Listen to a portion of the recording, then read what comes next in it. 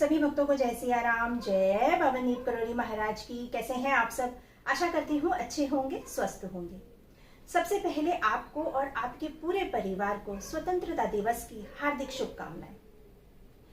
अब आज चलते हैं बाबा महाराज जी और कैंची धाम की सच्चाई की ओर। जी हाँ, आपने आज मेरा थंबनेल देखा होगा, तो आज की जो पूरी वीडियो है इसी पर रहेगी कि बाबा महाराज जी किस चीज को आजाद करने के लिए कहते हैं। लेकिन अगर आप मेरे इस वीडियो को देख रहे हैं तो कृपया हाथ जोड़कर आपसे ये प्रार्थना है कि प्लीज वीडियो को पूरा देखिएगा। उसकी वजह ये है कि हम लोग बाबा महाराज जी से जुड़ तो गए हैं, लेकिन अभी भी हम बाबा महाराज जी के बारे में बहुत सी चीजें नहीं जानते हैं, है ना। तो मैं अपनी वीडियो में कोशिश करती हूँ कि बाबा महाराज जी की लीलाओं को बताया जाए और ज्यादा से ज्यादा भक्त बाबा महाराज जी की लीलाओं को जान सकें। देखिए, कई बार ऐसा होता है कि हम अपने डर और अपने वहम को अपने दिल और अपने दिमाग पर इतना हावी कर लेते हैं कि हम उससे आजाद ही नहीं हो पाते, और हम ऐसी बहुत सारी चीजों में घिर जाते हैं कि हम वास्तव में परमात्मा का स्मरण करने की बजाय न जाने किस राह पे चल पड़ते हैं। बहुत दिनों से मेरे दिल में और दिमाग में एक सवाल चल रहा था, जिसके लिए मैं आप सबके सामने ये बातें लेकर भी आना चाहती थी। लेकिन कहते हैं ना कि बाबा महाराज जी कहीं ना कहीं माध्यम बनाते हैं।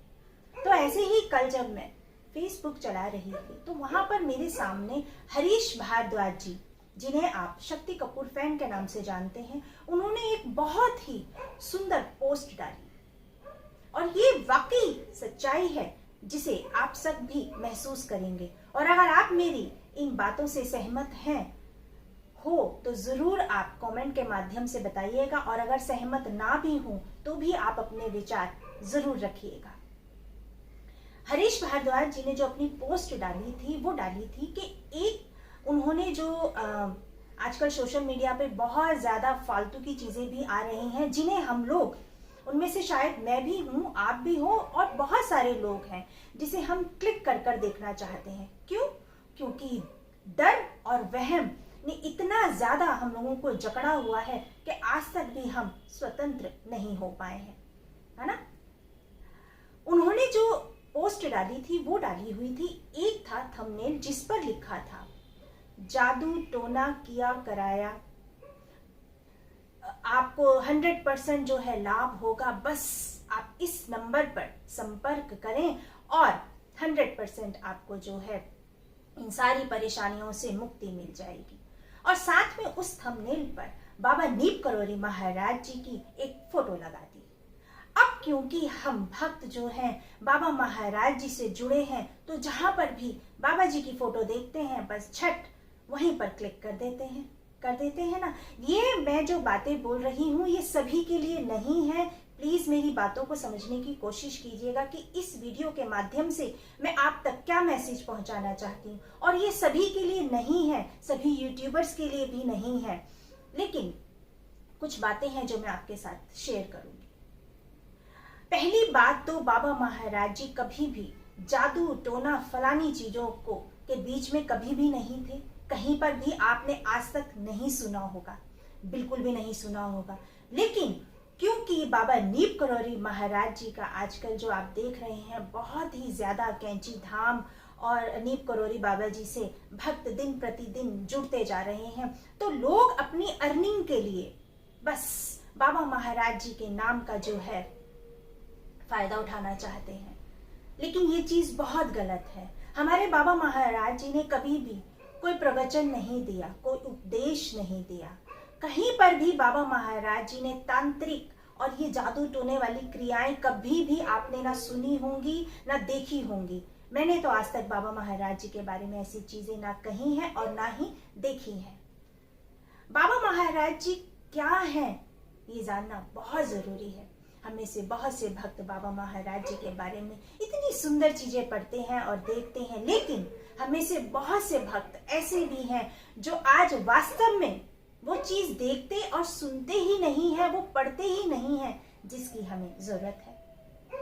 बाबा महाराज जी के अनन्य भक्त, इतने सारे अनन्य भक्त जिन्होंने बाबा महाराज जी का सानिध्य प्राप्त किया, उन्होंने बाबा महाराज जी की लीलाओं का वर्णन किया हुआ है। इतनी सारी बाबा महाराज जी की पुस्तकें हैं, हमें से बहुत से भक्त उनको नहीं पढ़ते हैं। बस हम सोशल मीडिया पर क्या ट्रेंडिंग में है बस उसी को क्लिक करते हैं। क्यों? क्योंकि हमने अपने डर को, अपने वहम को आज तक भी छोड़ा नहीं है, आज तक भी हम उससे स्वतंत्र नहीं हुए हैं, है ना। अब मैं आपको बताती हूँ कि दादा मुखर्जी यानी कि सुधीर मुखर्जी, श्री सुधीर मुखर्जी, जो बाबा महाराज जी के अनन्य भक्त रहे और बाबा महाराज जी का सानिध्य उन्होंने बहुत प्राप्त किया। बाबा महाराज जी की उन्होंने ऐसी बहुत सारी लीलाएं देखी हैं जिनके बारे में सुनकर और पढ़कर ही मन गदगद हो जाता है।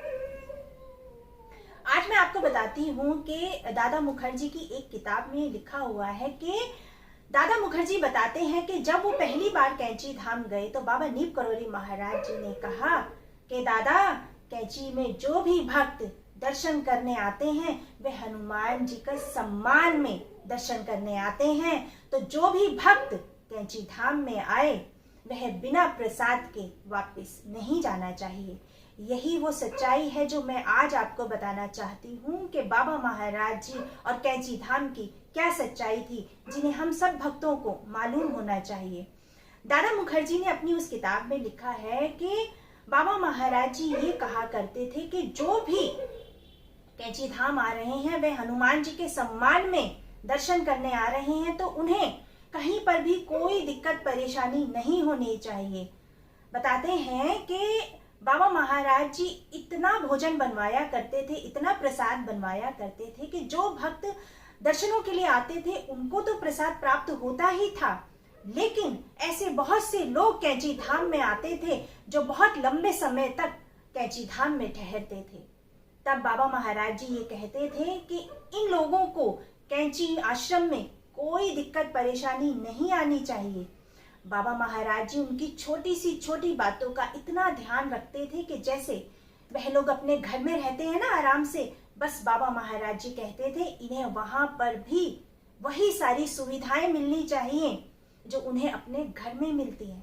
जैसे आलू की सब्जी, पूड़ी हमेशा कैंची आश्रम में बनती रहती थी और बाबा महाराज जी हर एक चीज को अपनी आंखों से भली भांति देखा करते थे। बाबा महाराज जी कहा करते थे कि जो लोग यहाँ पर रहने आ रहे हैं उन्हें उनके कमरे में पानी की अच्छी व्यवस्था होनी चाहिए, उनके कमरों में पानी पीने का जो है वो रखा होना चाहिए, नरम मुलायम बिस्तर उन्हें मिलना चाहिए, तकिया सभी को मिलना चाहिए और उनके हर एक कमरे में टॉर्च की सुविधा होनी चाहिए। ये बात मैं अपनी तरफ से नहीं कह रही हूँ, ये बातें मैं पढ़ती हूँ, मैं जानती हूँ।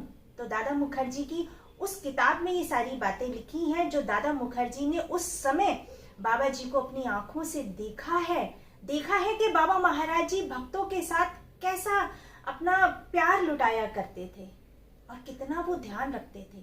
और कहते हैं कि बाबा महाराज जी रसोई में भी चक्कर मारा करते थे, जो वहां पर भोजन बनाया करते थे ना, प्रसाद बनाया करते थे, पूड़ी, आलू की सब्जी, हलवा।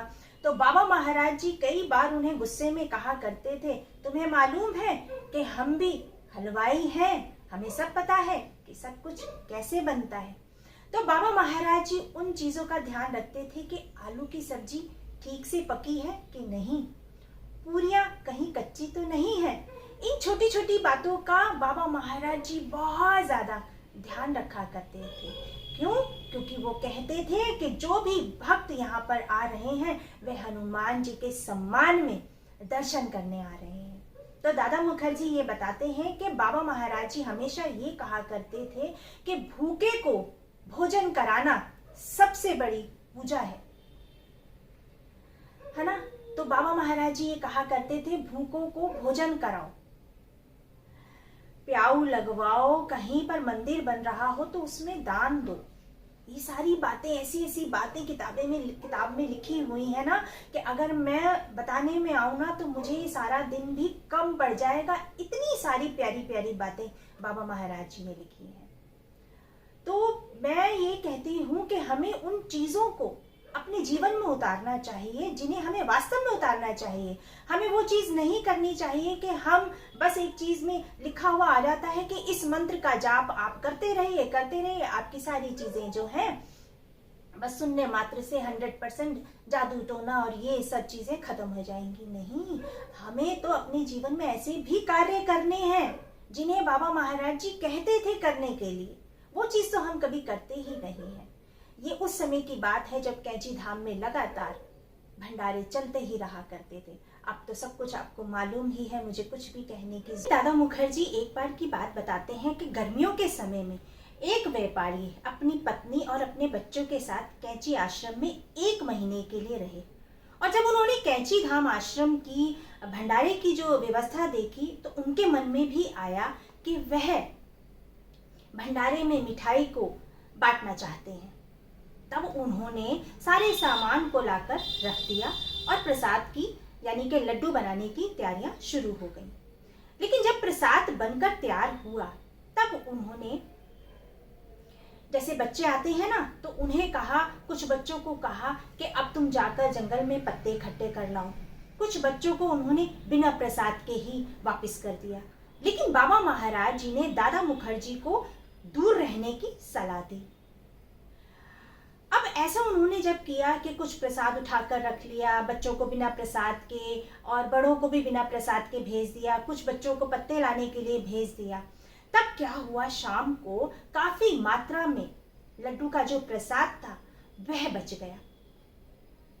अब दादा मुखर्जी ने बाबा महाराज जी से कहा कि बाबा, ये तो कैंची आश्रम की बदनामी है, आप क्यों नहीं उन्हें समझाते।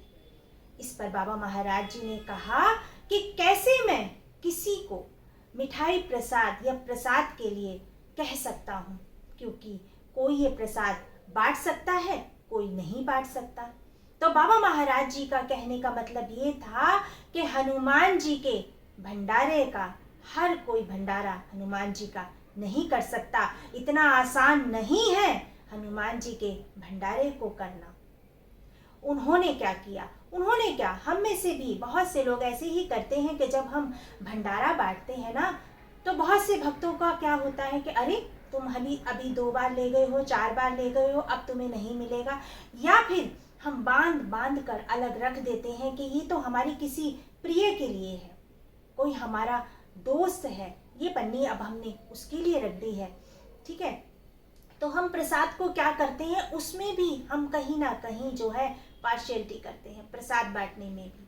तो ये चीज़ हमें नहीं करनी चाहिए। बाबा महाराज जी यही कहते हैं कि जो भी हम दर्शन करने के लिए आ रहे हैं वह हनुमान जी के सम्मान में दर्शन करने आ रहे हैं। तो हमें इन चीज़ों का ध्यान रखना चाहिए कि हमें अपने मन में ऐसा नहीं सोचना चाहिए कि अब हमने इसे दे दिया है, अब हम इसे दोबारा नहीं देंगे, हम तुम्हें तभी प्रसाद देंगे, पहले तुम ये कार्य करके आओ जब हम तुम्हें प्रसाद दें।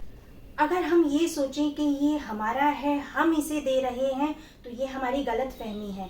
बाबा महाराज जी ये कहते हैं कि तुम वो प्रसाद हनुमान जी का समझकर ही दीजिए, तब आपको उस प्रसाद का जो फल मिलेगा ना, बस यही है जो हमें अपनाना चाहिए अपने जीवन में।